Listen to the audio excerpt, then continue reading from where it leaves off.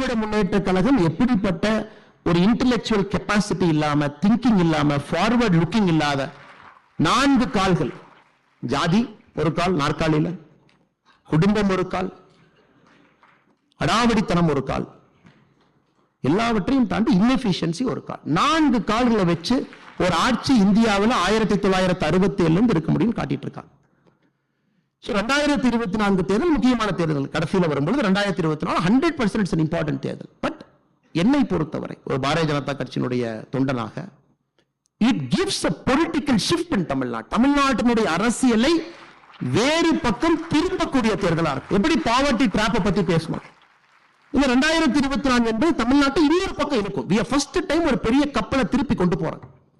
Of course results வரும், but சில time நம்ம பொறுமையாக இருக்க வேண்டி இருக்கு. Because it's a very tactical, it's a very strategic shift. இதை பண்ணினா மட்டும்தாங்க நம்முடைய தமிழகம் தப்பிக்கும். காம்படிட்டிவா இருக்கும். நம்ம எல்லாரும் போட்டி போட்டு இந்தியாவிலே வளரலாம். ஃபர்ஸ்ட் 1 trillion யூபியா, ஃபர்ஸ்ட் 1 trillion தமிழ்நாடு. நம்மளும் தமிழ்நாட்டை சப்போர்ட் பண்ணுவோம், நம்ம மாநிலத்தை சப்போர்ட் பண்ணுவோம், உழைப்போம். அதுக்கு இன்னொரு மாநிலத்தை பின்தள்ள வேண்டாம். But we will have a very genuine democratic fight. அது நடக்க வேண்டும் என்றால் the language and the grammar of politics in Tamil Nadu has to change. அது 2024 தேர்தல் தமிழக அரசியல்வாதியை உணர்த்தும். language and grammar of Tamil Nadu politics have to change என்பதை உணர்த்துங்க. அதை தாண்டிங்கய்யா, சற்று நேரத்துக்கு முன்பு டிஎன்கே ஃபைல்ஸ் பார்ட் 3 வெளியிட்டிருக்கும். பொங்கல் இந்த பார்ட் 3 பார்த்தீங்கன்னா கொஞ்சம் நீளமா இருக்கு. பார்ட் 3 வந்து பார்ட் 1 வந்து வெளிப்படையான சொத்து, பார்ட் 2 பினாமி சொத்து. பார்ட் 3 ஒரு டிஎம்கேங்கிற கட்சி எப்படி அப்படிங்கறத காட்ட ஒரு சின்ன முயற்சி எடுத்திருக்கும். இன்னைக்கு நம்ம ரிலீஸ் பண்ணிருக்கிற டேப், 4 மணிக்கு நம்ம ரிலீஸ் பண்ணிருக்கக்கூடிய டேப் பாத்தீங்கன்னா 2G கேஸ் நடந்த பொழுது 2010-11 காலகட்டத்தில் எப்படி தமிழகத்தினுடைய அரசியல்வாதிகள் சிபிஐடியை கூப்பிட்டு சொல்றாங்க, இன்னைக்கு ரைடு வராத நாளைக்கு வாங்க. தமிழ்நாட்டினுடைய நம்பர் 1 லீடர் சொல்றாங்க நாளைக்கு வேண்டாம், நாளானைக்கு மீனவர்கள் எல்லாம் போராட்டம் பண்றாங்க இலங்கைக்கு எதிர்த்து, நாளானைக்கு ரைடு பண்ண அந்த நியூஸ் 2 கலந்து மீனவர்கள் நியூஸ் ஆக்கி விட்டுறலாம், அப்ப ரைடு வர சொல்லு. எப்படி மக்களை முட்டாளாக்குவதுன்னு அரசியல்வாதிகள் பேசுறாங்க. தமிழ்நாட்டு மக்களுக்கு இந்த மாதிரி நம்ம நியூஸ் கொடுத்தா இப்படி தாய் அவன் ஏத்துக்குவான். சோ பார்ட் 1 இன்னைக்கு ரிலீஸ் பண்ணிருக்கிறோங்க. டிஆர் பால் அவர்களும் தமிழ்நாட்டினுடைய சீனியர் இன்டெலிஜென்ஸ் ஆபீசர் பேசின டேப் இன்னைக்கு ரிலீஸ் பண்ணிருக்கோம். 11 டேப்புகள் ரிலீஸ் பண்ண போறோம். இது குறிப்பாக எந்த அளவுக்கு தமிழக அரசியல்ல திமுகவினுடைய பொலிட்டிக்கல் ஃபேப்ரிக்கை காட்டணும். பெரிய ரிஸ்க் தாங்க, we are taking that risk. இதை காட்டணும். நிறைய நேரத்தில் பார்த்தீங்கன்னா கொரில்லா தாக்குதல் நடத்த வேண்டி இருக்கு, ஸ்ட்ரைட் ஃபார்வர்ட் இது கொரில்லா அட்டாக் தான். காரணம் இதை காட்டணும், மக்களுக்கு புரியும். சீஃப் செக்ரட்டரியும் இன்டெலிஜென்ஸ் சீஃப் என்ன பேசினாங்க நீ கேட்கணும், இட் வில் கம். சீஃப் மினிஸ்டருடைய பர்சனல் செக்ரட்டரியும் 2G ராஜா என்ன பேசினாங்க, you should listen. TR Baalu அவர்களும் சிபிஐ டைரக்டர் என்ன பேசினாங்க, you should listen. ஆனால் எங்களை பொறுத்தவரை டிஎம்கே பார்ட் 3 என்பது தமிழக அரசியலை பூரணமாக மாற்றக்கூடிய முழு சக்தி இருக்கிறது என்று நான் நம்புகின்றோம். நாங்கள் அதில் தெளிவாக இருக்கின்றோம். தமிழக அரசியலை சுத்தப்படுத்தும் வரை பாரதிய ஜனதா கட்சி இங்கே ஓயாது. அன்பார்ந்த பெரியவர்களே, தாய்மார்களே, எனக்கு தெரியும் இது ஒரு மதிப்பு மிகுந்த ஒரு மேடை, ஜாம்பவான்கள் நடந்திருக்கக்கூடிய மேடை, இந்தியாவுடைய அரசியலை 54 ஆண்டுகளாக தீர்மானித்த ஒரு மேடை, எப்பொழுதும் கூட உண்மையின் பக்கம் நின்ற ஒரு மேடை. பெரிய பெரிய மேடைகள் இந்தியாவில குறிப்பிட்டு சொல்லக்கூடிய மனிதர்கள் எல்லோரும் இந்த விழாவிற்கு வந்து ஜனவரி மாதம் 14ஆம் தேதி பேசியிருக்கின்றார்கள். இத்தனை ஆண்டு காலமாக ஒரு துக்ளக் புத்தகத்தை ஒரு கடையிலே வாங்கி படித்த மனிதன் நான். கடந்த 4 ஆண்டுகளாக அந்த இருக்கையில் அமர்ந்து பேசுகின்ற மனிதர்களை ரசித்தவன் நான். இன்று துக்ளக், குறிப்பாக அவருடைய ஆசிரியர் ஐயா குருமூர்த்தி அவர்கள் எனக்கு ஒரு வாய்ப்பு கொடுத்திருக்கின்றார்கள். முக்கியமாக இந்தியாவினுடைய இன்றைய அரசியல் 2024 தேர்தல், அதை பற்றி பேச வேண்டும் என்பது என்னுடைய எண்ணம். அதே நேரத்தில் எனக்கு முன்பு இருக்கையில் அமர்ந்திருக்கக்கூடிய மனிதர்கள், குறிப்பாக நான் தமிழறிவு மணியன் ஐயா அவருடைய பெயரை குறிப்பிட்டு சொல்ல விரும்புகின்றேன்.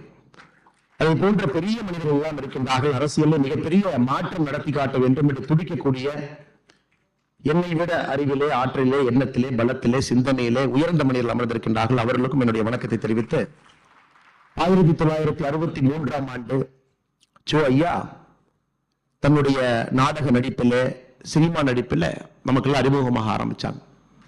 கிட்டத்தட்ட 20 மேடை நாடகங்கள், 180க்கும் மேற்பட்ட சினிமா படைப்புகள். பார்க்கின்ற எல்லா மனிதரும் கூட சிரிப்பது மட்டுமல்ல, சிந்திக்க தூண்டிய ஒரு மிகப்பெரிய ஒரு மகான். நாங்கள்லாம் இங்க நிக்கிறதுக்கு ஒரு மிக முக்கியமான காரணம், 2008 ஜனவரி மாதம் 14ஆம் தேதி நம்முடைய பாரத பிரதமர் நரேந்திர மோடி அவர்கள் இருக்கையில் அமர்ந்திருந்த பொழுது, அப்பொழுது குஜராத்தினுடைய முதலமைச்சராக அமர்ந்திருந்த பொழுது, உங்களுக்கு தெரியும், அதற்கு முன்பு நடந்த குஜராத் சட்டப்பேரவை தேர்தலில் மெர்ச்சன்ட் ஆஃப் டெத் என்கின்ற வார்த்தை பயன்படுத்தப்பட்டிருந்தது. அப்ப ஐயா சொன்னாங்க, ஆமாம், இவர் மெர்ச்சன்ட் ஆஃப் டெத் தான். Merchant of death for nepotism, merchant of death for corruption, merchant of death for bureaucratic inefficiency, merchant of death for darkness and despair. இதை போன்ற ஒரு மிகப்பெரிய ஒரு நெரேட்டிவை இந்தியா மக்கள் எல்லோரும் பார்க்கும் அளவுக்கு 2008 ஐயா சொன்னாங்க. இன்னைக்கு ஒரு வேலை ஐயா இருந்திருந்தால், 2024 அந்த பெரிய மனிதர் மேடையில் இருந்திருந்தா கண்டிப்பா இன்னொரு வார்த்தையை சேர்த்திருப்பார். Yes, he is the merchant of death for dynastic political parties என்கிற வார்த்தையை சேர்த்திருப்பார். இந்த 2024 தேர்தலை தீர்மானிக்கக்கூடியது, இந்திய அரசியல் எந்த பாதையிலே செல்ல வேண்டும் என்பதை தீர்மானிக்கக்கூடிய இந்தி கூட்டணி ஒரு பக்கம், குறிப்பாக எல்லோருடைய மகன் அதில் இருக்கிறான். ராஜீவ்காந்தி ஐயாவுடைய மகன்ல இருந்து ஆரம்பித்து, லல்லு பிரசாத் ஐயாவுடைய மகன்ல இருந்து ஆரம்பித்து, முலாயம் சிங் ஐயாவுடைய மகன்ல இருந்து ஆரம்பித்து, பால் தாக்கரே ஐயாவுடைய மகன்ல இருந்து ஆரம்பித்து, கலைஞர் கருணாநிதி ஐயாவுடைய மகன்ல இருந்து ஆரம்பித்து, அல்லது சில பேருடைய நெருங்கிய உறுப்பினர்கள், எல்லா உறவினர்களும் இந்தி கூட்டணி ஒரு பக்கம் இருக்கிறாங்க. இன்னொரு பக்கம் அரசியல் எப்படி இருக்க வேண்டும், the purity of politics, ஒரு ஜனநாயகம் எப்படி இருக்க வேண்டும், ஒரு அரசியல் எல்லோரும் எல்லா இடத்திற்கும் செல்லணும், மக்களுடைய அன்பும் ஆதரவும் எப்பொழுதும் இருக்கணும், ஒரு இன்டர்னல் டெமோக்ரஸி ஒரு கட்சியில் இருக்கணும், அந்த கட்சி ஒரு நாட்டை ஆளும் பொழுது மட்டும்தான் அந்த நாடு நிரந்தரமாக ஒரு வளர்ச்சி பாதையில் இருக்க முடியும் என்று காட்டக்கூடிய பாரதிய ஜனதா கட்சி ஒரு பக்கம். அது 2024 தேர்தலில் 2 அணிகளும் கூட மக்கள் மன்றத்தில் நின்று கொண்டிருக்கின்றோம். எனக்கு முன்பு பேசிய சசி தரூர் ஐயா, நான் PhD காலேஜ் ஆஃப் டெக்னாலஜியில் இன்ஜினியரிங் மாணவனாக இருக்கும் பொழுது ஆடிட்டோரியத்தில் அமர்ந்து அவருடைய பேச்சை கேட்டேன். அப்ப அவருடைய பேச்சு ரொம்ப கவர்ந்தது. ஒரு கேள்வி கேட்பதற்கு ஒரு வாய்ப்பு, மைக் எடுத்து கேள்வி கேட்ட சசி தரூர் ஐயாட்ட. கண்டிப்பா நீங்க மறந்துருப்பாருங்க, அப்ப எனக்கு ஒரு 19-20 வயசு இருந்திருக்கும். நிறைய பேர் இருந்தாங்க, 5000-6000 பேர் இருந்தாங்க. தரூர் ஐயாட்ட கேட்ட, ஐயா உங்களுக்கு பிடித்த புத்தகம் எதன்? அவர் ரொம்ப ஸ்மார்ட், கிரேட் டிபேட்டர், அவ்வளவு ஈஸியா அவரை மடக்க முடியாது. என்ன சொன்னாரு, எனக்கு பிடித்த புத்தகம் வந்து டிக்ஷனரி அப்படின்னார். ஆனா இன்னைக்கு ஐயா இருந்திருந்தால் இதை குறிப்பிட்டு சொல்ல வேண்டும் என்று நினைத்திருந்தேன். இன்னைக்கு அவங்க கிளம்பிட்டாங்க. ஆனா குருமூர்த்தி ஐயாவை நாம் கட்டாயம் பாராட்டி ஆக வேண்டும். காரணம், இந்த துக்ளக் விழாவை வித்தியாசமா யோசிச்சிருக்கிறாங்க. காங்கிரஸ் கட்சியிலிருந்து, இந்தி கூட்டணியிலிருந்து, குறிப்பாக ஒரு சென்சிபிளான ஒரு பொலிட்டிக்கல் பர்சன் அங்க இருக்கக்கூடிய, என்னதான் நம்முடைய கருத்து வேறுபாடுகள் இருந்தாலும் கூட எப்பொழுதும் இந்தியா ஃபர்ஸ்ட், இந்தியா முதன்மை என்று வைக்கக்கூடிய சசி தரூர் அவர்கள் மீது மிகப்பெரிய மதிப்பும் மரியாதையும் வைத்திருக்கக்கூடிய ஒரு மனிதன் நானும் இங்கு இருக்கின்றேன். அவர்கள் ஒரு பக்கம் அழைத்து, இன்னொரு பக்கம் பாரதிய ஜனதா கட்சியிலிருந்து என்னையும் அழைத்து, இருவருக்கும் நேரத்தை கொடுத்து பேச வேண்டும் என்று ஒரு சம வாய்ப்பு உருவாக்கினார். காலத்தினுடைய கட்டாயம். இன்னைக்கு the worst winter schedule in Delhi இன்னைக்கும் நடந்துச்சுங்க. 95% விமான டிஸ்ட்ரப்ஷன், 180க்கும் மேற்பட்ட விமானங்கள் கேன்சல். இதுவரை டெல்லி பார்க்காத ஒரு டிஸ்ட்ரப்ஷன் இன்னைக்கு நீங்க ட்விட்டர்ல பாத்தீங்கன்னா இண்டிகோ வந்து குளோபல் ட்ரெண்டிங்ல இருக்கு. இன்னைக்கு ஒரு தனியார் விமானத்தினுடைய பேர் கரெக்டா அது இன்னைக்குன்னு பார்த்து நடக்க வேண்டி இருந்துச்சு. அதே நேரத்தில் நம்முடைய பாரத பிரதமர் நரேந்திர மோடி ஐயா, முருகன்ஜி அவங்க வீட்டில் அவராக வந்து பொங்கல் பானையில பொங்கல் வைத்து நீங்க பார்த்திருப்பீங்க. அந்த அற்புதமான காட்சியம் இன்று காலை டெல்லியில் நடந்துச்சு. அதனால் தாமதமாக வந்ததற்கு என்னுடைய மன்னிப்பை கோரிக்கொண்டு, என்னையும் மீறி இது நடந்து விட்டது என்று சொல்லி, ஐயா குருமூர்த்தி அவர்கள் மிக முக்கியமான காலகட்டத்தில் துக்ளக கையில் எடுத்திருக்காங்க. சோ ஐயாவுடைய காலத்துல குட் கவர்னன்ஸ்னா என்னன்னு மைக்ரோஸ்கோப் போட்டு தொலைட்டு இருந்தார் சோ ஐயா. இந்தியாவில் எங்கேயாச்சும் குட் கவர்னன்ஸ் கிடைக்குமா, அதை நாம் படம் பிடித்து காட்ட முடியுமா, நல்ல அரசியல் இருக்கான்னு ரொம்ப கஷ்டப்பட்டு சோ அவர்கள் தேடினாங்க. ஐயாவுடைய கடைசி காலகட்டத்தில் ஒரு நரேந்திர மோடி அவர்கள் சோ ஐயா கிடைச்சாங்க. அது ஒரு பேரோமீட்டரா, பெஞ்ச் மார்க்கா வைத்து இந்திய அரசியலை சோ ஐயா ஆராய முடிந்தது. அப்ப இருந்த நம்முடைய சேலஞ்சஸ் வேறுங்க. குறிப்பா இந்தியாக்குள்ளேயே சேலஞ்சஸ் அதிகமா இருந்துச்சு. இன்னைக்கு குருமூர்த்தி ஐயாவுடைய காலம், துக்ளக்குடைய ஆசிரியர் கையில் எடுக்கும் பொழுது கம்ப்ளீட்லி டிஃப்ரெண்ட் சேலஞ்ச். ஒரு குளோபல் அவுட்லுக் இருக்கக்கூடிய நாடு, மெயின் எனிமீஸ் நமக்கு வெளியே இருக்காங்க, உள்நாட்டிலே வேறு விதமான நரேட்டிவ், அதெல்லாம் தாண்டி குட் கவர்னன்ஸ் நம்முடைய இந்திய நாட்டிலே நடத்தி காட்ட முடியும் என்கின்ற காலத்துல அவங்க ஆசிரியரா இருக்கிறாங்க. அதனால் இரண்டும் வேறு வேறு திருவங்களாக இருந்து இன்னைக்கு ஐயா அவர்கள் துக்ளக் அதே ஒரு சீரிய ஒரு பாதையில் எடுத்துட்டு போறாங்க. அவர்களுக்கும் இந்த நேரத்தில் என்னுடைய வாழ்த்துக்களை எல்லாம் தெரிவித்து, தொடர்ந்து துக்ளக் நம்மை ஊக்கப்படுத்தட்டும், நல்ல விஷயங்களை கொண்டு வரட்டும். நியூஸ் பேப்பர் எல்லாம், பீரியாடிக்கல்ஸ் எல்லாம் வணிகமயமாகும் பொழுது துக்ளக் மட்டும் துணிவாக நிற்கிறது, வணிகம் எனக்கு தேவையில்லை என்று. துணுக்குகளும் கிசுகிசுகளும் எந்தவித ஆதாரமும் இல்லாத செய்திகளை தான் மக்கள் விரும்பி படிப்பாங்கன்னு ஒரு பக்கம் நியூஸ் மீடியா இருக்கும் பொழுது, அதெல்லாம் எதுவும் தேவையில்லை. துக்ளக்னுடைய வாசகர்களுக்கு உண்மையும் நேர்மையும் கலந்து கொடுத்தால் என்னுடைய வாசகன் எப்பொழுதும் படிப்பான் என்கின்ற பாதையில் துக்ளக் போயிட்டு இருக்குங்க. அதனால் இந்த துக்ளக்கை வாழ வைப்பது நம் ஒவ்வொருடைய கடமையாக நான் கருதுகின்றேன். அதைத்தான் ஐயா நான் பேசியிருக்கக்கூடிய தலைப்புக்கு நான் வந்து விடுகின்றேன். இன்னைக்கு திராவிட முன்னேற்ற கழகத்தினுடைய வரலாறு நமக்கு தெரியும். சர்க்காரியா கமிஷனுடைய வழக்கும் வேறு வழக்குகளும் அவர்கள் மீது பாய ஆரம்பித்த பொழுது கலைஞர் கருணாநிதி அவர்கள் சொன்ன வாக்கியம் பார்த்தீங்கன்னா, நேருவின் மகளே வருக, நிலையான ஆட்சி தருக. இது 1980 சொல்லப்பட்ட வாக்கியம். அதன் பிறகு விபி சிங் ஐயாவுடைய ஆட்சி கவிழ்ந்து, அது குறிப்பாக இந்தியா டுடேல வந்த ஒரு கட்டுரையின் அடிப்படையில் ஜெயின் கமிஷன் ரிப்போர்ட்ல ராஜீவ்காந்தி அவருடைய படுகொலைக்கு ஏதோ ஒரு தூரத்துல கூட திமுகவுக்கு சம்பந்தம் இருக்கலாம் என்கின்ற யூகம் அந்த கட்டுரையில் வந்த பொழுது காங்கிரஸ்காரங்கெல்லாம் ஒன்னா சேர்ந்து சப்போர்ட்டை வாபஸ் வாங்கணும்னு சொன்னாங்க. அன்னைக்கு அவர் ஆட்சி கவிழ்ந்தது, திமுக வெளியே போனாங்க. ஆனா மறுபடியும் திமுகவுக்கு காங்கிரஸ் தேவைப்பட்ட பொழுது 2004 அது அப்படியே மாத்தி சொன்னார். 1980 கலைஞர் ஐயா சொன்னது, நேருவின் மகளே வருக, நிலையான ஆட்சி தருக. நாங்க 2004 கலைஞர் ஐயா என்ன சொன்னார்னா, இந்திராவின் மருமகளே வருக, இந்தியாவின் திருமகளே வெல்க அப்படின்னா. திமுகவுக்கு இது புதிது கிடையாது. யாரையாவது ஒருவரை தொங்கி பிடிக்க வேண்டும். அவர்கள் எவ்வளவு மோசமாக இவர்களை நடத்தினாலும் கூட, இந்திய அரசியல்ல இவர்களுடைய கரைகள் அங்கங்கே இருந்தாலும் கூட, வேறு வேறு காலகட்டத்தில் யாரோ ஒருவரை தொங்கி பவர்ல இருக்கணும், பவர் ஹங்கிரி ஒரு பார்ட்டியாக திராவிட முன்னேற்ற கழகம் மாறி இருக்கிறது கடந்த ஒரு 30-40 ஆண்டுகள். அதனால சமீபத்தில் இந்தி கூட்டணி நடந்த பொழுது நமக்கு தெரியும், டிஆர் பாலு ஐயாவும் ஸ்டாலின் ஐயாவும் அந்த கூட்டத்தில் உள்ள இருந்தாங்க. நம்ம அனைவருக்கும் கூட தெரியும், குறிப்பாக north Indian news papers periodicals ரொம்ப அதிகமாக அதை கவர் பண்ணியிருந்தாங்க. உள்ளே நிதிஷ்குமார் அவர்கள் இந்தியிலே பேசும்பொழுது மொழியாக்கம் கேட்கிறாங்க. மொழியாக்கம் செய்ய முடியாதுன்னு ஒரு பெரிய லெக்சர் நிதிஷ்குமார் ஐயா கிட்டத்தட்ட ஒரு 10-15 நிமிஷம் பேசுறாங்க. குறிப்பாக எப்படி ஆங்கிலம் இந்தியாவில் திணிக்கப்பட்டது, எப்படி ஹிந்தி 2வது வந்துச்சு, எப்படி இந்தி தான் இந்தியாவுடைய தேசிய மொழினா நிதிஷ்குமார் அவர்கள் பேச ஆரம்பிக்கும் பொழுது சத்தமே இல்லாம கேட்டுட்டு 2 பேர் வெளியே வர்றாங்க. ஏன்னா history is repeating it self. 1980 பார்த்தோம், 2004 பார்த்தோம், 2024 அதை பார்க்கிறோம். எப்படியாவது தொங்கி பிடித்து இந்த இந்தி கூட்டணியில் இருக்க வேண்டும் என்கின்ற ஒரு பெரிய மாயையில திராவிட முன்னேற்ற கழகம் இருக்கிறாங்க. ஒருவேளை நிதிஷ்குமார் அவர்கள் இன்னும் ஒரு 10 நாள்ல தமிழகத்திற்கு வந்தா, திராவிட முன்னேற்ற கழகத்தினோடு இப்ப இருக்கக்கூடிய தலைவர் ஸ்டாலின் ஐயா என்ன சொல்லுவாங்கன்னா, நிதிஷ்குமார் அவர்களே வருக, போஜ்பூரி கற்றி தருக என்று சொல்லுவார்கள். நிச்சயமாக அந்த அளவுக்கு தான் அரசியலை பொறுத்தவரை திராவிட முன்னேற்ற கழகத்தை 1980 44 ஆண்டுகள் பிரிச்சு பார்த்தீங்கன்னா, இந்த 3 வாசகம் மட்டும்தான் திமுக என்கின்ற கட்சியை நமக்கு பிடித்து கொடுக்குது. சமீபத்தில் OECD அமைப்பு ஒரு ஆய்வறிக்கை கொடுத்திருந்தாங்க. ஒரு சொசைட்டில, ஒரு சமுதாயத்தில் கடைசி 10% பிறக்கக்கூடிய எக்கனாமிக் பர்சன்டேஜ்ல லாஸ்ட் 10% ஆஃப் an economy, அதுல பிறக்கக்கூடிய ஒரு குழந்தை நடுத்தர வாழ்க்கைக்கு வருவதற்கு எத்தனை நாட்கள் தேவைப்படுகிறது? Somebody is born in the last 10% economic percentile in a society, 50% வர்றதுக்கு எத்தனை நாள் ஆகுது? இந்தியாவிற்கு எழுதியிருந்தார்கள், இது நாட்கள் இல்லை, 7 தலைமுறை ஆகிறது. பின்லாந்துக்கு பாத்தீங்கன்னா 1 தலைமுறை, ஸ்வீடனுக்கு 2 தலைமுறை. குறிப்பாக இந்த குளோபல் சவுத்தில் இருக்கக்கூடிய நாடுகள் எல்லாமே 6 தலைமுறை 7 தலைமுறையில் இருக்கு. இந்தியாவை பொறுத்தவரை 7 தலைமுறை ஆகிறது. பாவர்ட்டி டிராப்ல இருந்து அந்த குழந்தை தப்பிக்கவே முடியாது. என்னதான் தப்பிக்கணும்னு ஒரு ஜெனரேஷன்ல ட்ரை பண்ணாலும் அந்த குடும்பத்தில் யாருக்காச்சும் உடம்பு சரியில்லாம போகும், கேன்சர் வரும், 1 லட்ச ரூபாய் செலவு பண்ண வேண்டி வரும், மறுபடியும் கீழே வந்துருவாங்க. மறுபடியும் கஷ்டப்பட்டு மேல வரணும்னு நினைச்சா ஒரு ஆக்சிடென்ட் ஆகலாம், ஒரு நேச்சுரல் டிசாஸ்டர் ஆகலாம், ஒரு வெள்ளத்துல வீடு அடிச்சுட்டு போயிடலாம், ஆடு மாடு காணாம போயிடலாம், மறுபடியும் கீழே வந்துருவாங்க. இந்த OECD ஆய்வறிக்கை பார்த்தீங்கன்னா குறிப்பாக பாவர்ட்டியில கீழ் இருக்கக்கூடிய 10% மேலே வருவதற்கான சாத்தியக்கூறுகள் இந்த உலகத்துல மிராக்கல் எக்கனாமிக்ஸ்ல மட்டும்தான் நடந்திருக்கு. இன்னைக்கு நம்முடைய மோடி ஐயாவுடைய 9 ஆண்டு கால ஆட்சியை நாம் மைக்ரோஸ்கோபிக்க எக்ஸாமின் பண்ணோம்னா, we can safely say India is on the verge of breaking the poverty trap. இந்த poverty trap என்று சொல்லக்கூடிய அந்த வார்த்தையை, அதிலிருந்து தப்பிக்கவே முடியாது என்று சொன்ன அந்த விஷயத்தை இன்னைக்கு நாம உடைக்க ஆரம்பித்திருக்கின்றோம். சமீபத்தில் மோடி அவர்கள் அயோத்தியாவுக்கு போயிருந்த பொழுது மீரா என்கின்ற சகோதரி வீட்டுக்கு போயிருந்தாங்க. அந்த மீரா அவங்ககிட்ட கேட்டாங்கன்னா, ஏன் உங்க வீட்டுக்கு வந்திருக்கேன் தெரியுமா, சொல்லுங்க அப்படி. மீரா அவர்கள், இல்ல நீங்க வர்றீங்கன்னு சொன்னாங்க, நீங்க வந்தது சந்தோஷம், ஏன் தெரியல. நம்முடைய கேஸ் அடுப்பு இல்லாதவங்களுக்கு நம்ம கொடுக்கிறோம். குறிப்பாக யாரு கேஸ் அடுப்பே இல்லையோ 2014 பின்பு கொடுக்க ஆரம்பிச்சிருக்கோம். அதுல 10வது கோடி கேஸ் அடுப்பு உங்க வீட்டுக்கு வந்திருக்கு. 10th crore connection.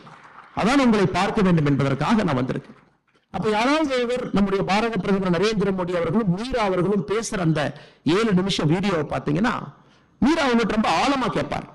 உங்க வீட்டுல என்ன திட்டம் எல்லாம் வந்திருக்கு, நீங்க என்ன படிச்சிருக்கீங்க, நீங்க என்ன வேலை பாக்குறீங்க, நான் பூ சுத்துற வேலை பாக்குறேங்க ஐயா, நான் பூ விற்கிறேங்க ஐயா, என்னென்ன ஸ்கீம் எல்லாம் வந்திருக்கு நீங்க பாத்தீங்கன்னா கிட்டத்தட்ட 7 ஸ்கீம் மீராவுடைய வீட்டுக்கு எட்டி பாட்டிருக்கும். கரண்ட் வந்திருக்கும், கேஸ் அடுப்பு வந்திருக்கும், இந்த மாதிரி ஒரு ஸ்கீம் 7 ஸ்கீம் வந்திருக்கு. இன்னைக்கு மோடியினுடைய சாதனை என்னன்னாங்க, நம்முடைய நாட்டுல காம்போசிட்டா திட்டங்களை கொண்டு வந்து, காம்போசிட்டா ஒரு பாஸ்கெட்டா பாவர்ட்டி என்கின்ற இந்த வியாதியை அடிக்கக்கூடிய ஒரு தனித்திறமை வாய்ந்த ஒரு மனிதனாக மோடி இன்னைக்கு வந்திருக்கார். He will hit it like anything. ஒரு ஹேமரை வச்சு அடிச்சாது உடையும் அப்படிங்கிற மாதிரி. இந்த ஹாஃப் மெஷர் கிடையாது, தொடவி பார்க்கிறது கிடையாது, தொட்டு பார்க்கிறது கிடையாது, உரசி பார்க்கிறது கிடையாது.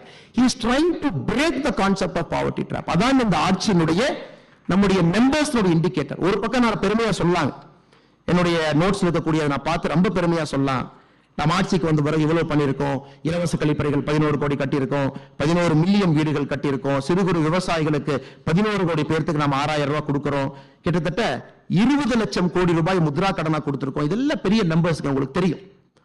But the humanness behind that number, அந்த நம்பருக்கு பின்னாடி இருக்கக்கூடிய மனிதத்தன்மை, அதைத்தான் ஒரு பாரதிய ஜனதா கட்சியினுடைய தொண்டனாக, காரியகர்த்தனாக, ஒரு இந்தியனாக நான் பெருமைப்படுகின்றேன். நாட்டு நம்பர்ஸ் யாரு வேணாலும் பண்ணலாம். அந்த நம்பர்ஸுக்கு பின்னாடி இருக்கக்கூடிய ஹியூமனிட்டி, ஹியூமன்னஸ், ஒரு பாவர்ட்டியை நம்முடைய சமகாலத்திலே அடித்து ஒழிக்க முடியும் என்பதை காட்டியிருக்காங்க. எனக்கு வந்து சசிதரூர் பேசினாங்க, 1980 காங்கிரஸ் ஒரே கோஷம் எல்லா தேர்தல், ரொட்டி கப்படா மக்கான், தொடர்ச்சியா பேசுவாங்க. இது நாங்க ரோடு போடுவோம், சாப்பாடு கொடுப்போம், வீடு கொடுப்போம். 1980 இருந்து 80 பேசினாங்க, 90 பேசினாங்க, 2000 பேசினாங்க, 2010 பேசினாங்க. காங்கிரஸ் தோல்வி என்பது ஒரு வறுமை என்பதை எப்படி அதிலிருந்து மக்களை காப்பாற்றுவது என்கின்ற சிந்தனை இல்லாமல் ஆட்சி பண்ணிட்டு இருந்தாங்க. வேறு தலைவர்கள் தொட்டு பார்த்தாங்க, தொடங்கி பார்த்தாங்க. இது நம்முடைய 9 ஆண்டு காலத்தினுடைய மிக மிக முக்கியமான ஒரு சாதனையாக உங்கள் முன்னால் நான் வைக்க விரும்புகின்றேன். அதே நேரத்தில் இரண்டாவது பார்த்தீங்கன்னா, மோடினா கேரண்டி. யாராவது ஒருத்தருக்கு நேரம் இருக்கு, 2019 நம்முடைய மேனிஃபெஸ்டோ நேரம் இருந்தா நீங்க படிச்சு பார்க்கணும். நான் சேலஞ்ச் பண்றேன். திராவிட முன்னேற்ற கழகத்தினுடைய மேனிஃபெஸ்டோ ஒரு காப்பி 511 வாக்குறுதி நீங்க எடுத்துக்கங்க. 2019 பாரதிய ஜனதா கட்சியினுடைய மேனிஃபெஸ்டோ எடுத்துங்க. பாரதிய ஜனதா கட்சியினுடைய மேனிஃபெஸ்டோ இஸ் வெரி டெக்னிக்கலுங்க, சர்ஃபேஸ் மேனிஃபெஸ்டோ இல்லைங்க. எல்லா எலெக்ஷன் டைம்ல பாத்தீங்கன்னா அரசியல் கட்சிகள் சர்ஃபேஸ்ல எழுதுவாங்க. நாங்க வந்தா பாவர்ட்டியை ஒழிப்போம், வேர் இஸ் த நம்பர். நாங்க வந்தா பழங்குடியை பண்ணுவோம், வேர் இஸ் த நம்பர். நாங்க வந்தா விவசாயிகளுடைய வருமானத்தை பெருக்கும், இல்லைங்க. நம்ம மேனிஃபெஸ்டோ மட்டும்தான் இந்தியன் ஹிஸ்டரியில நீங்க எந்த மேனிஃபெஸ்டோ எடுத்து பார்த்தாலும் it is an indicator with a number and target. அதனால யாருக்கெல்லாம் நேரம் இருக்கோ நம்முடைய மேனிஃபெஸ்டோ நீங்கள் எடுத்து படிக்க வேண்டும் என்று நான் அறிவுறுத்துகின்றேன். அதுல பாத்தீங்கன்னா ரொம்ப ஸ்பெசிபிக்கா சொல்லியிருப்போம். இதுவரை மீனவர்கள் நலனுக்கு அக்கறையை காட்டல, நம்ம காட்டுவோம். நம்ம ஆட்சிக்கு வந்தவுடன் மத்ஸ்ய சம்பத்த யோஜனா 10,000 கோடி ரூபாய் நேரடியாக ஒதுக்கீடு செய்யும். ஆட்சிக்கு வந்த பிறகு மீன்வளத்துறைக்கு புதிதாக ஒரு அமைச்சகத்தை உருவாக்கி செஞ்சிருக்கும். அதே போல சும்மா சொல்லிங்க, ஒரு வீட்டுக்கும் 2024 டிசம்பர் 31 முடிவதற்குள்ள ஜல்ஜீவன் திட்டத்தில் லாஸ்ட் ஹவுஸுக்கு பைப்ல தண்ணி கொண்டு போய் கொடுப்போம். நம்ம ஆட்சிக்கு வரும்பொழுது 2014 2019 அறிவிச்ச திட்டம் 2019 ஆட்சியில் நம்ம அறிவிக்கிறோம். நம்ம அறிவிக்கும் போது வெறும் 17% வீடுகளுக்கு இந்தியால பைப்ல தண்ணி வந்துச்சு. இன்னைக்கு we have reached 73%. We are on track to hit the target. 73% நம்ம கொண்டு வந்திருக்கோம். எல்லாமே இண்டிகேட்டர்ஸ், நம்பர்ஸ், பெர்ஃபார்மன்ஸ். பழங்குடியினருக்கு அரசியல் அங்கீகாரம் மற்றும் பொருளாதார மேம்பாடு. இந்தியாவுடைய முதல் பழங்குடி இனத்திலிருந்து ஜனாதிபதி அம்மா திரௌபதி முர்மு அவங்க வந்திருக்கிறாங்க. அரசியல் அங்கீகாரம், the number 1 citizen of our country. அதன் பிறகு 24,000 கோடி ரூபாய் தனியா ஒரு செப்பரேட் ஹெட்ல முதலாக ஒதுக்கீட்டில் இருந்து ஜன்ஜாத்தியா திவஸ் என்று சொல்லக்கூடிய பிர்சா முண்டா அவருடைய நாளை அவர்களுக்கான ஒரு சிறப்பு நாளாக கொடுப்பதிலிருந்து சத்தீஸ்கரிலே பாரதிய ஜனதா கட்சியினுடைய முதலமைச்சரை பழங்குடி இனத்திலிருந்து தேர்வு செய்ததிலிருந்து அரசியல் அதிகாரம் மட்டுமல்லங்க, we have proven political power, economic power இரண்டும் சேர்ந்து செல்ல வேண்டும். பாரதிய ஜனதா கட்சி அதை கொடுக்கும் என்று பாராளுமன்றத்திலும் சட்டமன்றத்திலும் பெண்களுக்கு 33% ஒதுக்கீடு மேஜர் மேனிஃபெஸ்டோ ப்ராமிஸ் செய்திருக்கின்றோம். 10,000 புதிய விவசாயிகள் உற்பத்தி நிறுவனங்கள் உருவாக்குவோம். 2023 ஜூலை மாசத்துல 10,001வது FPO நம்ம முடிச்சு காட்டிட்டோம். ஓபன் டெஃபிகேஷன் ஃப்ரீ ஸ்டேட்டஸ் பெற்றிருக்கின்றோம். இஸ்லாமிய பெண்கள் பாதுகாப்புக்கு ட்ரிபிள் தலாக், பெட்ரோல்ல 10% எத்தனால் கலப்பு, இன்னைக்கு 17% ரீச் ஆயிருக்கிறோங்க. சிறு குறு விவசாயிகளுக்கு பென்ஷன் திட்டம் செப்டம்பர் 2010 கொண்டு வந்திருக்கும். நீர் மேலாண்மைக்கு தனி அமைச்சகம், ஆர்டிகல் 320, அயோத்தியர் ராமர் கோவில். நம்முடைய மேனிஃபெஸ்டோ நீங்க எடுத்து ஒரு லைனா நீங்க டிக் போட்டுட்டு வந்தீங்கன்னா, we have achieved everything we have promised to the Indian people. நாட்டு மக்களுக்கு இது இந்தியாவில் முதலுங்க, the first time in our country. நாட்டு மக்களுக்கு முதலாக ஒரு ஆட்சி தான் சொல்லியதை 5 ஆண்டுகளிலே செய்து காட்ட முடியும் என்று காட்டியிருக்கிறோம். நம்ம எக்ஸ்கியூஸ் கொடுக்கலீங்க. ஐயோ பியூரோக்ரசி இப்படி, நாங்க என்ன பண்றது, சொல்றது கேட்க மாட்டாங்க. ஐயோ நம்ம பணத்தை டெல்லியில இருந்து 100 ரூபாய் அனுப்பிச்சா 15 ரூபாய் தாங்க வருது, 85 ரூபாய் சாப்பிடுறாங்க, நாங்க என்ன பண்றது சொல்லலீங்க. ஐயோ இந்த நாட்டுல கரப்ஷன் அதிகம், நம்மளால செய்ய முடியல சொல்லலீங்க.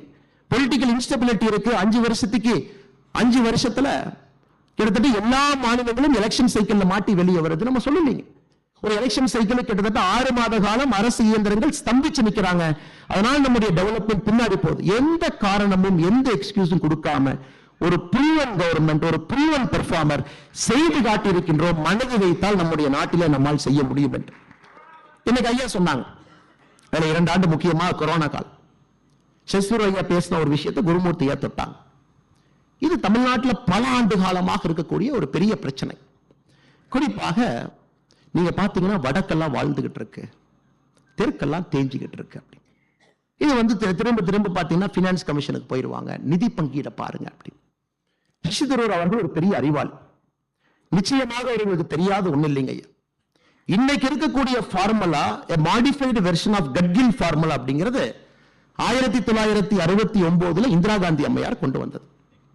இந்திரா காந்தி அம்மையார் 1969 காங்கிரஸ் ஆட்சியிலே கொண்டு வந்த பொழுது north south different states devolution of resources பாப்புலேஷனுக்கு 50% இந்திரா காந்தி அம்மையார் வெயிட்டேஜ் கொடுத்திருந்தாங்க. அது 100 ரூபாய் நம்ம அனுப்புறோம், 100% 50% வாஸ் பாப்புலேஷன். 1990ல திரும்ப காங்கிரஸ் எல்லாம் இருக்கும் பொழுது இட் வாஸ் ஸ்டில் 35%. நம்முடைய ஆட்சியில நாம கொண்டு வந்த பினான்ஸ் கமிஷன்ல, குறிப்பாக 15வது பினான்ஸ் கமிஷன் முழுமையாக நம்மோடு இருந்துச்சு. 14வது பினான்ஸ் கமிஷன் ரிப்போர்ட் கொடுத்திருந்தாங்க. முழுமையா பாத்தீங்கன்னா 14வது பினான்ஸ் கமிஷன்ல 1971 மக்கள் தொகைக்கு 17.5%, 2011 மக்கள் தொகைக்கு 10%, அப்படின்னா 27.5% weightage was given to population. Bharatiya Janata கட்சி ஆட்சிக்கு வந்த பிறகு ஐயா குருமூர்த்தி அவர்கள் சொன்னது போல கன்சென்சஸ் எல்லா மாநிலத்தினுடைய அனுமதியை பெற்று எங்க 50-60% ஆரம்பிச்சதவங்க we have brought it down to 15%. இன்னைக்கு 15% மட்டும்தான் பாப்புலேஷனுடைய weightage. remaining for 45% is the distance between the haves and have nots. நம்ம எல்லாரும் ஏத்துக்கணுங்க. பணம் இருப்பவனுக்கும் பணம் இல்லாதவனுக்கும் இருக்கக்கூடிய குறியீடு 45% வெயிட்டேஜ் கொடுத்திருக்கிறாங்க. 15% குட் பெர்ஃபார்மன்ஸ். பிஸ்கல் மேனேஜ்மெண்ட் நல்லா பண்றீங்களா, நீங்க மத்திய அரசுடைய ப்ராஜெக்டை வேகமா முடிக்கிறீங்களா, நீங்க வெளிநாட்டிலிருந்து வரக்கூடிய இன்வெஸ்டர் ப்ராஜெக்ட் ஆன் டைம் பண்றீங்களா, அதுக்கு 15%. 10% இக்காலஜி, கிரீன் கவரை மெயின்டைன் பண்றீங்களா, தேவையில்லாம பொல்யூட் பண்ணலையா, கிரீன் எனர்ஜிக்கு போறீங்களா, 15% ஜியோகிராபிக்கல் ஏரியா. இது எங்கே ஆரம்பித்தது? காங்கிரஸ் 60-50%இலிருந்து 15% பாப்புலேஷன் வெயிட்டேஜ் இன்னைக்கு வந்திருக்கு. அதை இன்னும் ஒரு விஷயமா பிடித்துக் கொண்டு அதை தொடர்ச்சியாக எந்தவித நாலேஜும் இல்லாம திராவிட முன்னேற்ற கழகத்தினுடைய அரசியல்வாதிகள் இது பேசுவது வியப்பு மட்டுமல்ல, இது நகைச்சுவை.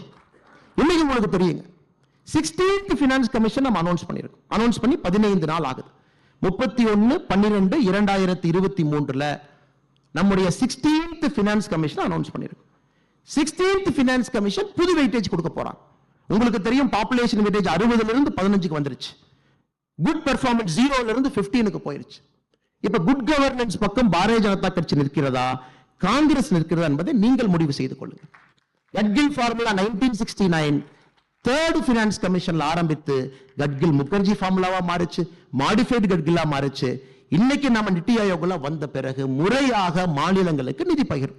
நிர்மலா சீதாராமன் அவர்கள் மிக சிறப்பா சொல்லி இருக்கிறாங்க.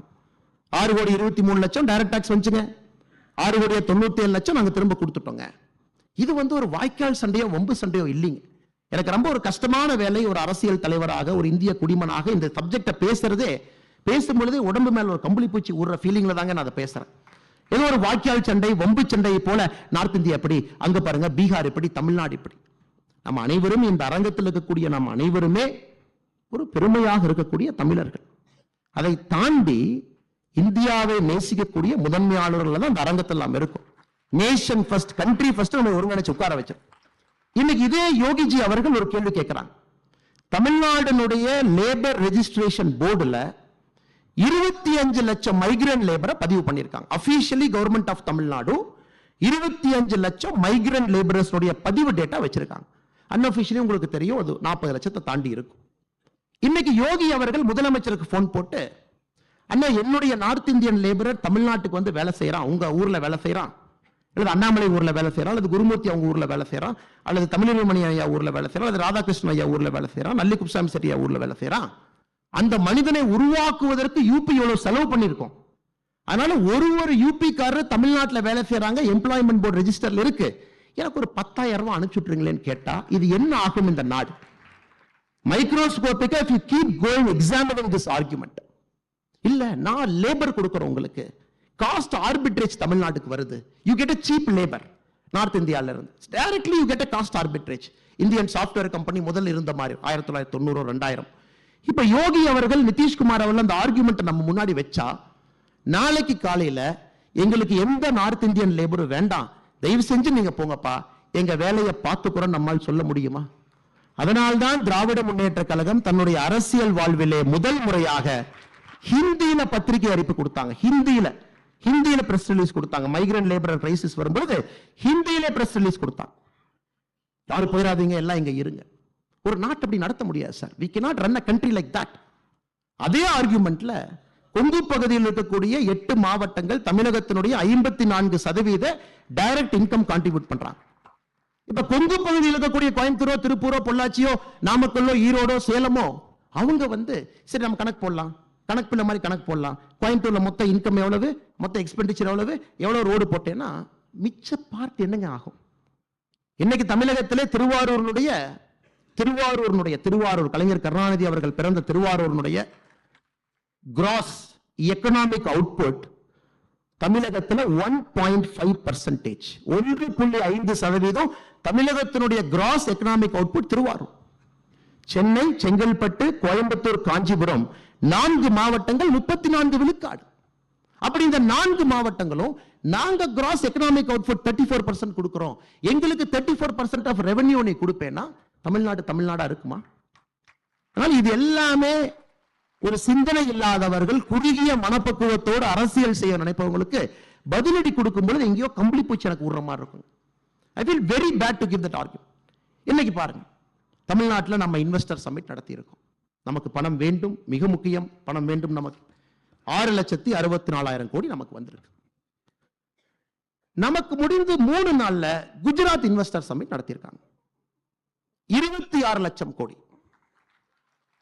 2023 பிப்ரவரியில யூபி இன்வெஸ்டர் சமிட் 33 லட்சம் கோடி. 2022 கர்நாடகா இன்வெஸ்டர் சமிட் 10 லட்சம் கோடி. இன்னைக்கு யூபியிலேயே மோசமான, பின்தங்கிய, பேக்வர்ட், எல்லா இண்டிகேட்டர்லயும் இந்தியாவிலேயே மோசமா இருக்கக்கூடிய பூர்வஞ்சல் புண்டில்கண்ட் அவங்க அட்ராக்ட் பண்ண இன்வெஸ்ட்மெண்ட் மட்டுமே 9,74,000 கோடி. More than what Tamil Nadu attract.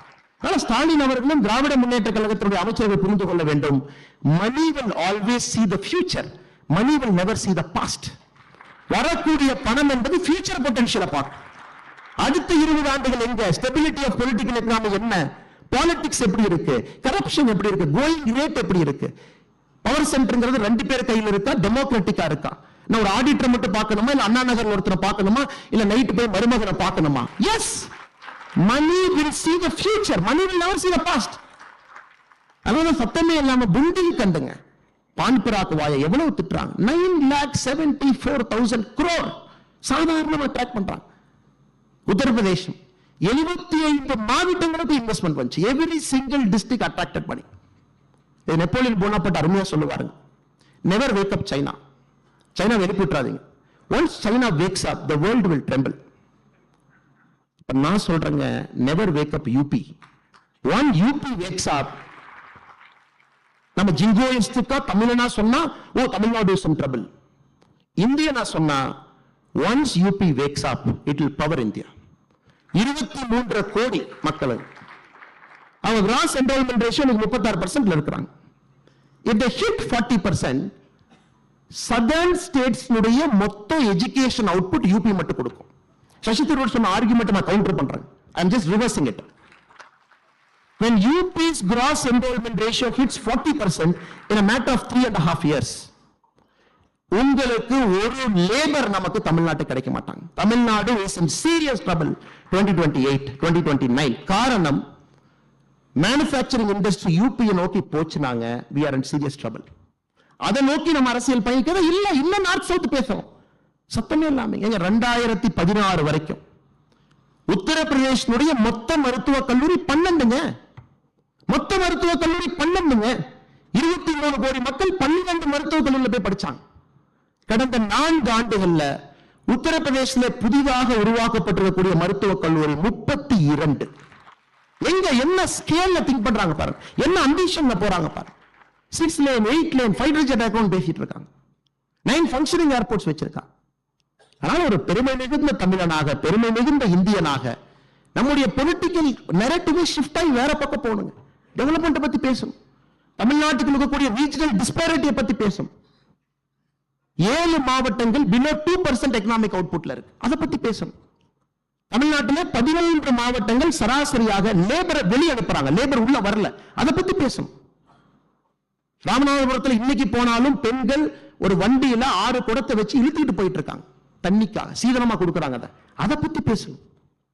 2014 Modi அவர்கள் வந்த பிறகு திராவிட மாடல் அரசு இருக்கக்கூடிய மண்ணில் 55 லட்சம் குடும்பத்திற்கு முதலாக கழிப்பறை மோடி கட்டி கொடுத்திருக்காரு. அதை பத்தி பேசணும்.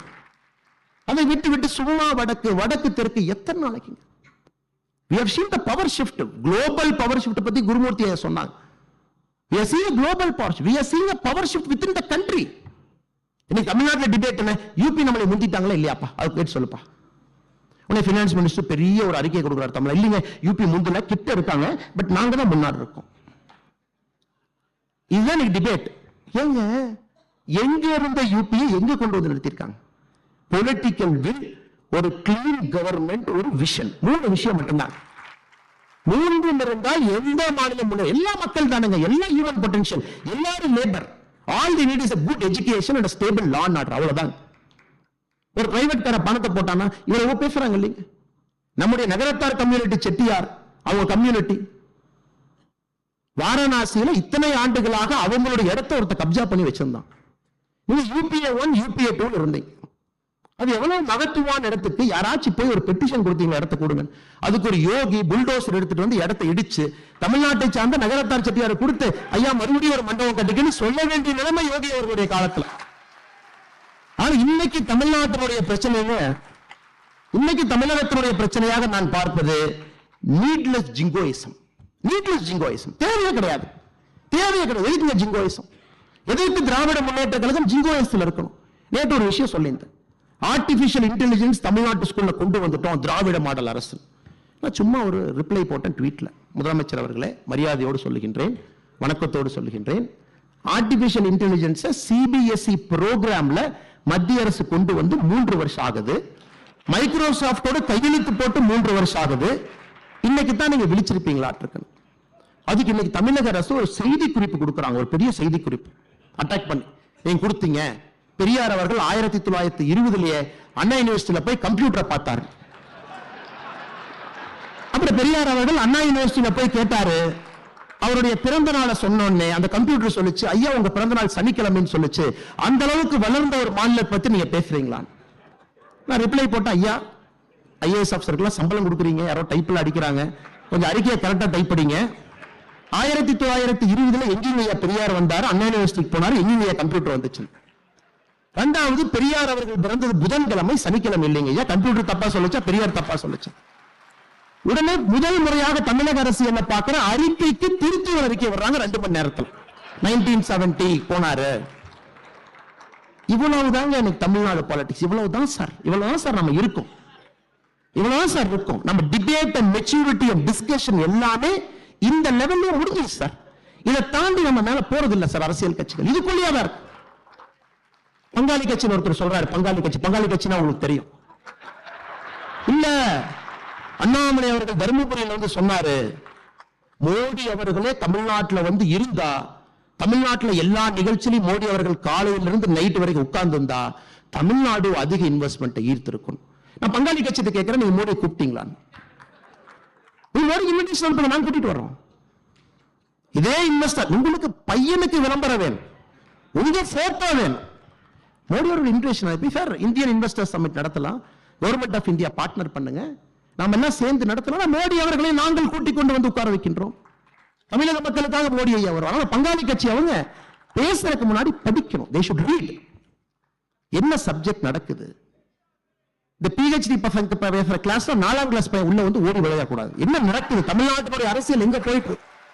இது எக்கனாமிக்கா டெவலப்மெண்ட் ஓரியன்டா கிராத் பாலிடிக்ஸ்ல போயிட்டு இருக்கக்கூடிய நாட்டுல இன்னும் நான் அப்படி இருந்தேன், எங்க அப்பாவுக்கு மீச பெருசு, எங்க மாமாவுக்கு முகமெல்லாம் இப்படி, நாங்கெல்லாம் அப்படித்தான் 3 வீடு வச்சிருந்தோம், 10 வீடு வச்சிருந்தோம், நாங்கெல்லாம் பெரிய ஆட்கள், அவ்வளவு பெரிய மிராசுதாரன் நாங்க. ஸ்டார்ட் அப் பையன் கிழிஞ்ச பேண்ட போட்டு $1 பில்லியன் அடிச்சிட்டு இருக்கோம். அதை பத்தி பேசுங்கன்னா நாங்க 1970 எவ்வளவு பெரிய வீடு கட்டினோம் தெரியுமா? அப்படியே 100 ஏக்கர்ல பண்ணையம் பண்ணது. மிராசுதாரர் வெர்சஸ் ஒரு லேண்ட் டெனன்ட் பேசக்கூடிய வார்த்தையை தமிழ்நாட்டு அரசியலை பேசிக் கொண்டிருக்கின்றோம். இன்னைக்கு சசி தரூர் அவர்கள் பேசும்போது இன்னொரு விஷயத்தை குறிப்பிட்டார். குறிப்பாக அவர் 2006 ஐநா சபையினுடைய செக்ரட்டரி ஜெனரல் தேர்தலுக்கு போட்டியிட்ட பொழுது தோல்வி அடைஞ்சார். பன் கி மூன் கொரியன் கேண்டிடேட். இதை பத்தி சசி தரூர் அவர்கள் நீளமான ஒரு கட்டுரை எழுதினாங்க. நான் ஏன் தோல்வி அடைந்தேன் ஒரு கட்டுரை. அதை நீங்க படிக்கணும். எப்படி இந்தியா மாறி இருக்கிறது என்பதற்கு சசி தரூர் அவர்கள் ஓபன் மேகசின் எழுதின Why did I lose the 2006 United Nations General Secretary election? அதுல 3 பாயிண்ட் சொல்றாரு. ஐயோ எல்லாம் காங்கிரஸ்ல வந்து சவுத் கோஆபரேஷன்ங்கறாங்க. டன்சானியாவே நமக்கு ஓட்டு போடல. நான் போய் கேட்டேன் டன்சானியாட்ட ஏயா ஓட்டு போடல எலெக்ஷன் தோத்ததுக்கு அப்புறம். டன்சானியா சொன்னாங்க இல்ல எங்க பழைய பிரசிடென்ட் ஜூலியஸ் நைரேரே அவங்க வந்து மன்மோகன் சிங்க்கு ரொம்ப க்ளோஸா இருந்தீங்க, நீங்க ஓவர் க்ளோஸ் ஆயிட்டீங்க எங்களுக்கு. அதான் புதிய பிரசிடென்ட் வந்தோடனே பார்த்தாரு, உங்களுக்கு டிப்ளமசியே தெரியல, எப்படி நீங்க ஒரு கட்சி ஸ்டாண்ட் எடுக்கலாம், அதை வச்சு செய்யணும், நாங்க ஓட்டு போடல. இது டன்சானியா. அடுத்தது கட்டார் எமீரை போய் பார்க்கறாரு இன்னொரு மீட்டிங்ல. சசி தரூர் கேட்கறாங்க ஏன் சார் எனக்கு ஓட்டு போடல?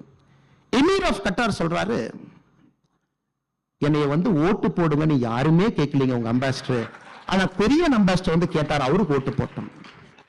2006 George Bush comes to India, has a working lunch with மன்மோகன் சிங். எலெக்ஷன் நடக்கிற வருஷம் மன்மோகன் சிங் அவர்கள் மினிட்ஸ் ஆஃப் த மீட்டிங்ல சசி தரூருக்கு ஓட்டு போடுங்கன்னு அமெரிக்கா சப்போர்ட்டே கேட்கல. சோ காண்டிலிசா ரைஸ் இருந்தாங்க, அவர்கள் அப்ப சப்போர்ட் பண்ணது கொரியன் கேண்டிடேட். பாருங்க, இது இப்ப மோடி அவர்களுடைய இந்தியாவில் நடக்கும் நீங்க நினைக்கிறீங்களா? அதனால சசி தரூர் அவர்கள் கண்டிப்பாக ஐநா சபையினுடைய செக்ரட்டரி ஜெனரலாக இருப்பதற்கு முழு தகுதி பெற்றிருக்கிறார், இந்த மாற்று கருத்து இல்லை. ஆனால் இப்ப இருந்தாரா நம்ம ஆக்கியிருப்போங்க. 2016 இருந்தா மோடி ஆக்கியிருப்பார், 2026 மோடி ஆக்குவார். ஆனால் நீங்க அந்த ஆர்டிக்கலை படிச்சாவே தெரியும் எப்படி ஃபாரின் பாலிசி இருந்துச்சு, இப்ப எப்படி இருக்கு.